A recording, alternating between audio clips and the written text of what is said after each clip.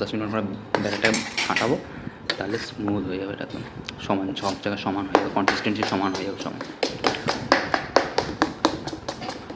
ব্যাস, তেল দিয়ে দিয়েছিলাম কড়াইয়ে, তারপর সর্ষে ফোড়ন দিয়ে কাঁচা লঙ্কা, পেঁয়াজ আর কারি পাতা দিয়ে ভালো করে ভেজে নিয়েছি। এর সাথে আরও কারি পাতা আছে, সেটা মিশিয়ে দিচ্ছি। ঠিক আছে, গ্যাসটা বাড়ি দাও, তা তাড়াতাড়ি ভাজা হবে। ঠিক আছে, গ্যাসটা বাড়ি দাও। গ্যাস আচ্ছা বাড়িয়েছো, এবার এদিকে চলে আসো। এর সাথে কী দেবে? এখানে গাজর আর আলু সিদ্ধ করে রাখা হয়েছে, খোসা ছাড়াও না, এইটার ছাড়ানো, এইটা ছাড়ানো হয়নি, ঠিক আছে, এই দুটো ছাড়ানো হয়নি। ঠিক আছে, তার সাথে এখানে বাদাম দেওয়া হয়েছে, ছোলা দেওয়া রয়েছে। ঠিক আছে, ছোলাগুলো গাছ হয়ে গেছে ভালো খেতে, দুটো বাকি ছিল, খোসা ছাড়িয়ে দিল, খেতে সুন্দর হয়েছে খুব। এবারে জানো বাদাম আর ছোলা এটা ফুটতে শুরু করে দিচ্ছে। ঠিক আছে, দিয়ে দাও পুরো, একবারে হয়ে যাবে।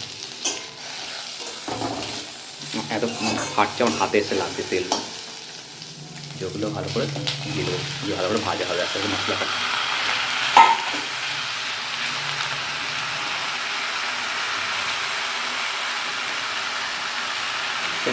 ভাজাও পরে দেখাচ্ছি, নাড়বে এখন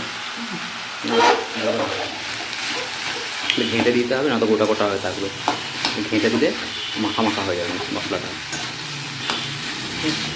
আর এর সাথে গুঁড়ো মশলা দেবে তো, কী মশলা দেবে গুঁড়োতে? জিরে গুঁড়ো, ধনে গুঁড়ো আর লঙ্কা গুঁড়ো দেবে নাকি? লঙ্কা গুঁড়ো, লঙ্কা গুঁড়ো লাল হয়ে যাবে। ঠিক আছে, ভালো করে খাওয়া হবে এরকমভাবে।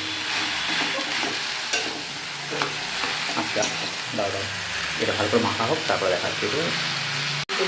কিছুটা মাখা হয়ে গেছে, দাও স্বাদ মতো কিছুটা নুন দিয়ে দিলাম, যতটা পরিমাণ আছে। যারা রান্না করে তারা বুঝতে পারবে যে কতটা, এক চামচ হাফ চামচ বললে বোঝা যায় না, কারোর কম এমন কম বেশি হয়, কেউ নুন আবার কম খেতে বেশি খেতে পছন্দ করে, যার জন্য সুবিধা হবে সেটা করে ভালো করে ঘাঁটো এটা, তাহলে মাখা মাখা হয়ে যাবে মশলাটা।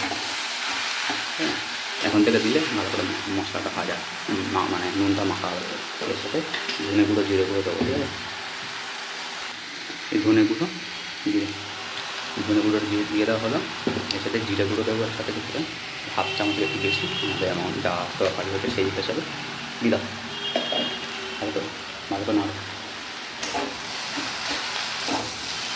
মাখা হলে যখন মাখা হবে তারপরে দেখা ভালো করে ভালো করে মিশিয়ে নিতে। এটাকে নুন দেখা হয়ে গেছে, ধনে গুঁড়ো জিরে গুঁড়ো দেওয়া হয়ে গেছে, কারি পাতা, ধনে পাতা, কারি পাতা আর সর্ষে আর পেঁয়াজ ভালো করে মাখা হোক, তারপরে রাখলাম। হ্যাঁ, পজ করেছি, পরে দেখাবো।